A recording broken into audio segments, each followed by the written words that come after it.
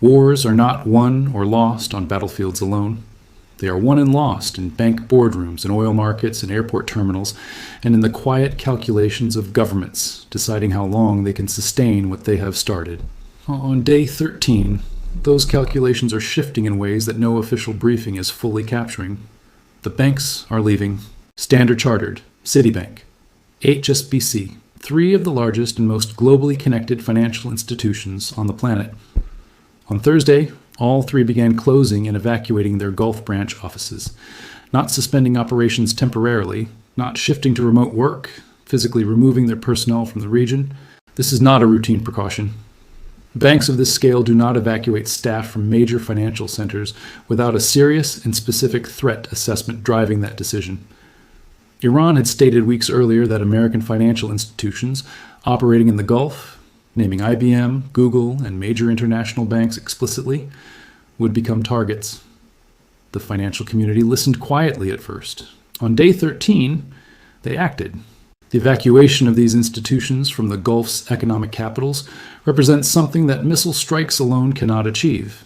It represents the beginning of institutional doubt, the moment when the world's largest financial actors decide that the risk of remaining outweighs the cost of leaving.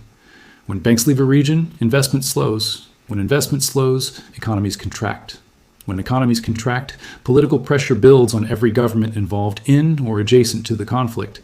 Iran understands this sequence precisely. It is not accidental. It is strategic. A civilian airport. In a country not at war. Kuwait's international airport was struck by a drone on Thursday. Not a military installation. Not a weapons depot. Not a base housing foreign forces. A civilian airport in a country that has not formally joined the offensive. In a city where the American embassy had already been struck earlier in this war. The significance of this strike extends far beyond its immediate physical damage. It signals that Iran's targeting doctrine has expanded beyond purely military infrastructure. Civilian aviation hubs represent the connective tissue of regional economies. They are where business travelers move, where supply chains depend, where the ordinary functioning of commerce relies. Striking Kuwait's airport sends a message to every government in the region that geographic neutrality is no longer a guaranteed protection. The strait is closed. The banks are evacuating. A civilian airport is hit, and the pressure on regional governments to recalculate their positions is mounting with every passing day. Iran just launched a huge drone strike on Israel's missile defense base. Not missiles, not rockets, drones. Cheap, silent, and arriving in waves that Israel's most sophisticated defense system could not stop. 3 targets hit, 1 of them. The very base where Israel's missile shield is built, tested, and stored, and the drones kept coming. But here's what no one is talking about. The man who spent 30 years ensuring Iran never crossed the nuclear line is gone, and his replacement has said nothing.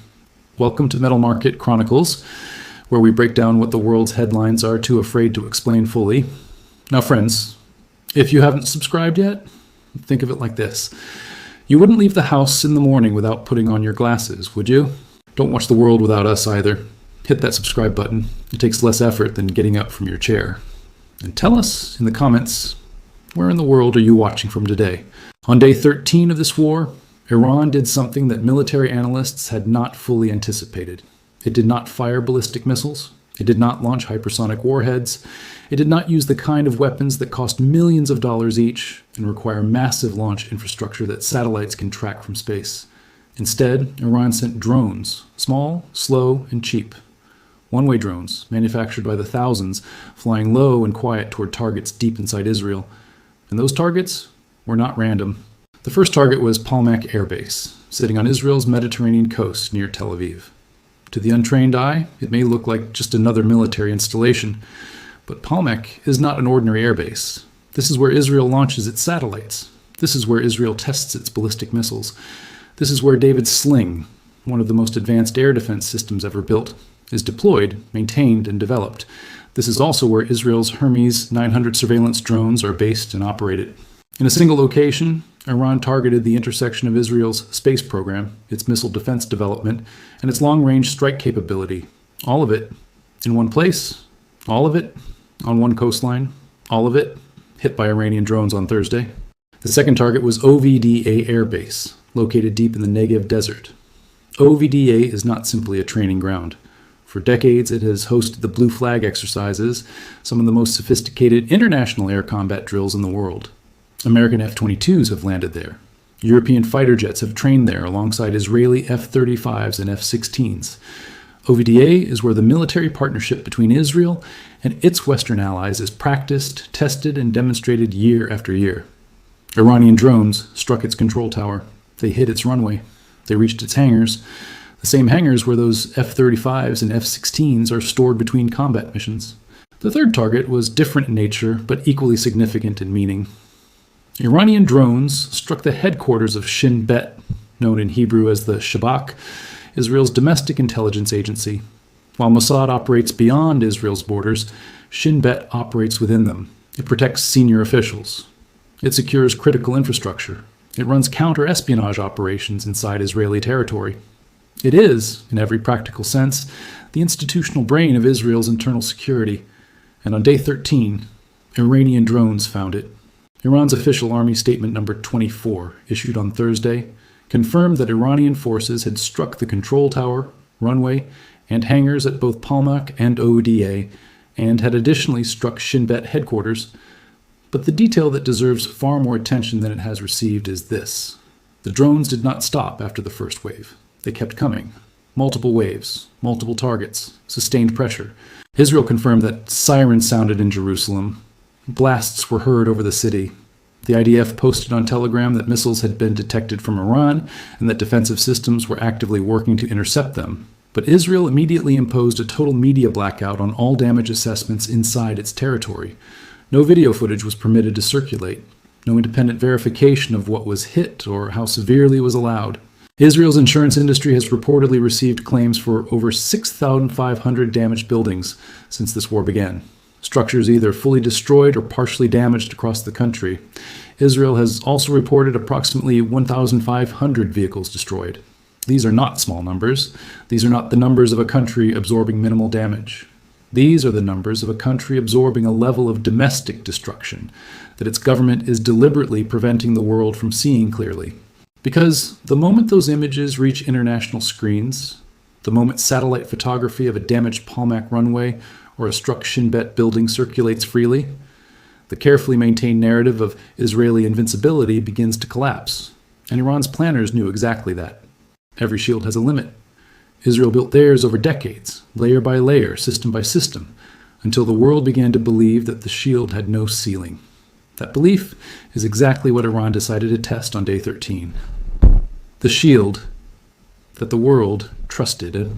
To understand what happened on Thursday, one must first understand what Israel built and why the world considered it untouchable.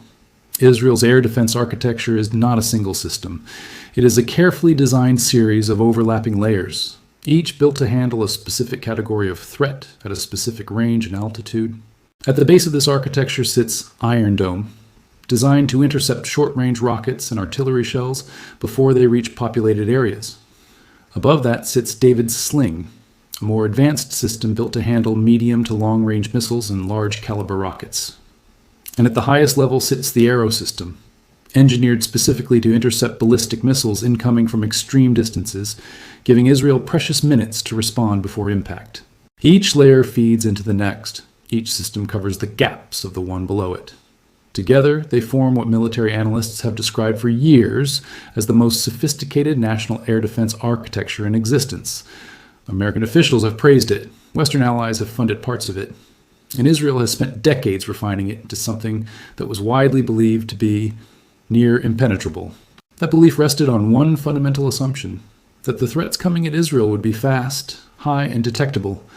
Thursday exposed what happens when the threat is none of those things. Why drones break the equation.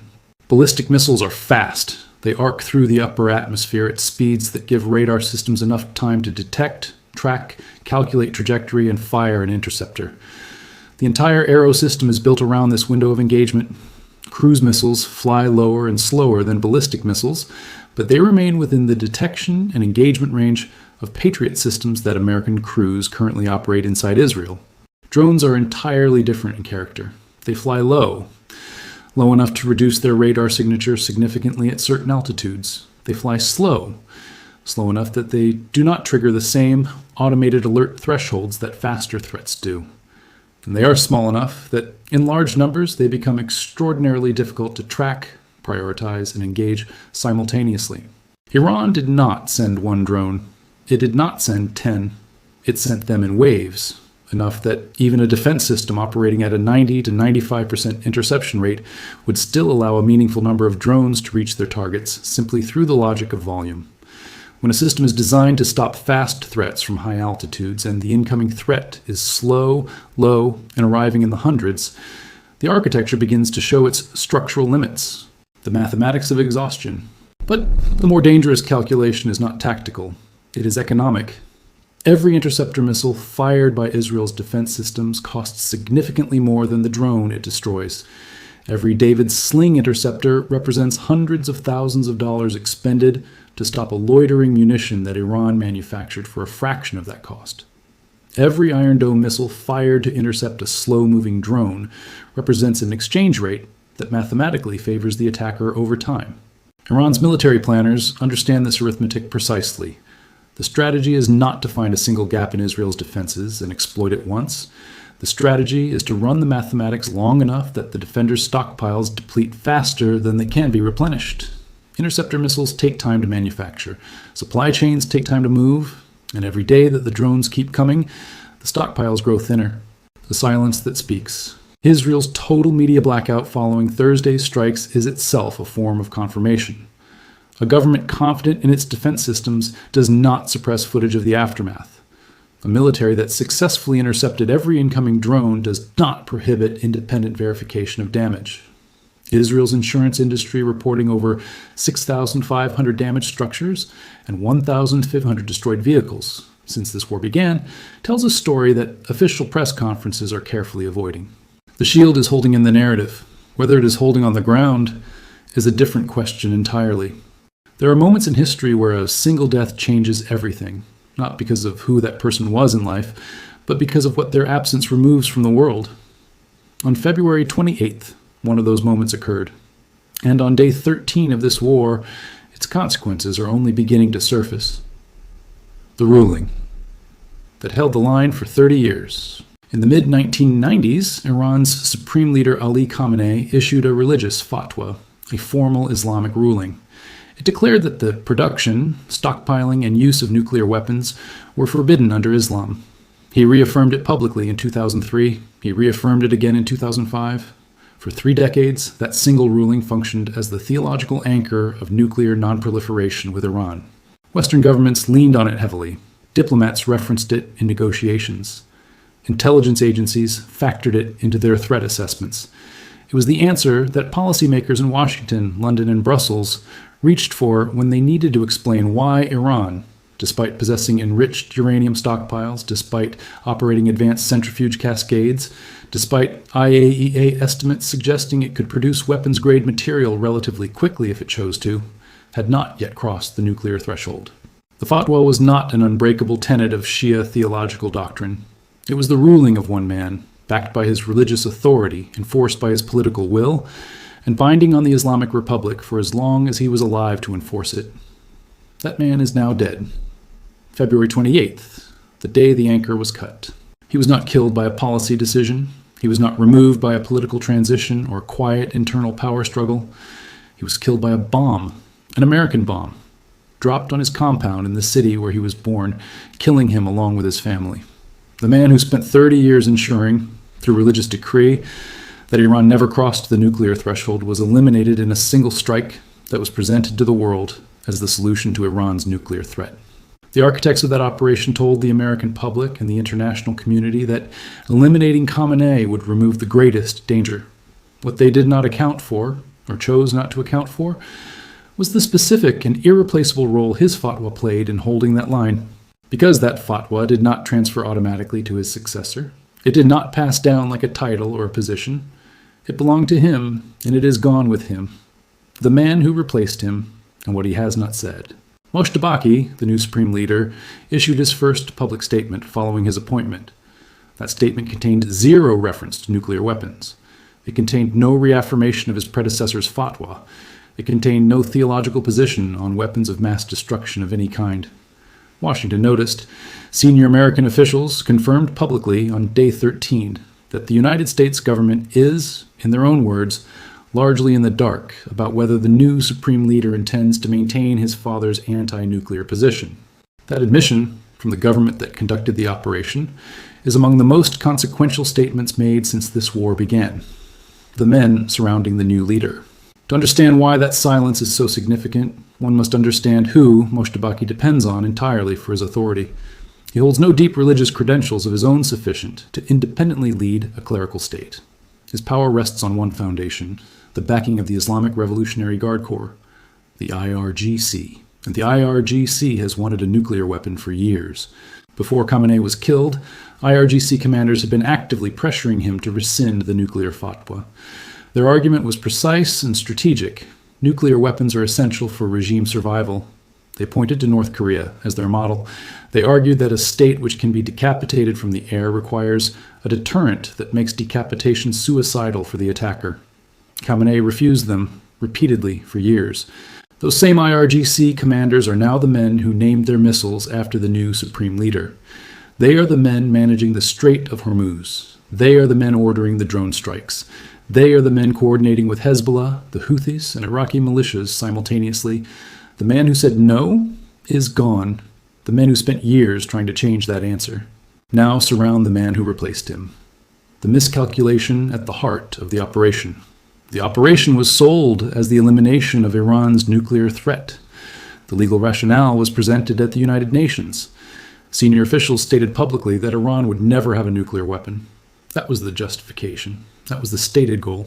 What the operation actually produced is this. It removed the one man who was doctrinally, theologically, and politically committed to not building one. Before February 28th, back-channel negotiations between Iran and Western mediators through Oman were reportedly making significant progress. Iran had shown willingness to make concessions on uranium stockpiles. That negotiation was active. It was moving. The bombs fell while those talks were still ongoing. And now, on day 13, Iranian drones are striking Palmak Air Base, the precise facility where the missile defense systems that would theoretically detect and intercept a nuclear delivery vehicle are designed, developed, and stored. That is not a coincidence. That is a message. Washington's mood is shifting. Lindsey Graham, a senator who has built his entire political career on hawkish foreign policy positions, who has supported virtually every American military intervention of the past 2 decades without hesitation, is now reportedly urging President Trump not to abandon this war and leave Israel to face Iran alone. That a figure of Graham's instincts and history is making that specific argument tells an important story about where Washington's internal debate has moved. When the most committed military hawks in American politics are expressing concern about exposure and sustainability, the center of gravity in the policy conversation has shifted somewhere very different from where it stood on February 28th. The war that was projected to last 4 to 6 weeks and stabilize the region has instead produced bank evacuations, a closed strait, struck civilian airports, and a nuclear uncertainty that Washington openly admits it cannot resolve. Iran's stated endgame?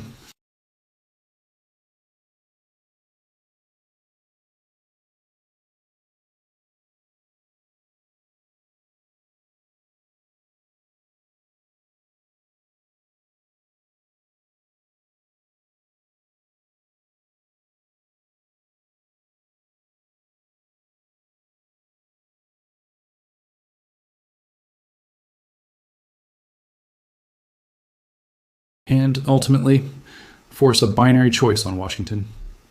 Accept Iran's single-stated condition, the complete removal of all American military bases from the region, or continue indefinitely in a war that has no defined ceiling and no visible exit. What Day 13 actually represents. Before February 28th, the world had an Iran with a supreme leader who had maintained a religious prohibition against nuclear weapons for 30 years. A leader who had agreed to the JCPOA in 2015. A leader whose foreign minister had been in active back-channel negotiations with Omani mediators as recently as February 2026. Negotiations described as having significant progress with Iran, showing genuine willingness to make concessions. That negotiation was alive when the bombs fell. After February 28th, The world has a new supreme leader whose nuclear position remains unknown to Washington, a leader whose authority depends entirely on an IRGC that has wanted a bomb for years, a leader whose military just struck the base where Israel's missile defense systems are designed and stored, a financial system beginning to evacuate from the region, a civilian airport in a neutral country struck from the air, and a strait that remains closed to global oil shipments. The operation was presented as the elimination of Iran's nuclear threat. What it has produced on day 13 is the precise political architecture: a new and unproven leader, total IRGC dependency, and an existential threat framing, under which Iran pursuing a nuclear weapon becomes, for the first time in 30 years, a genuine and credible possibility. The drones that struck Palmach on Thursday were not simply targeting Israel's missile defense. They were sending a message about what Iran believes comes next. And so far,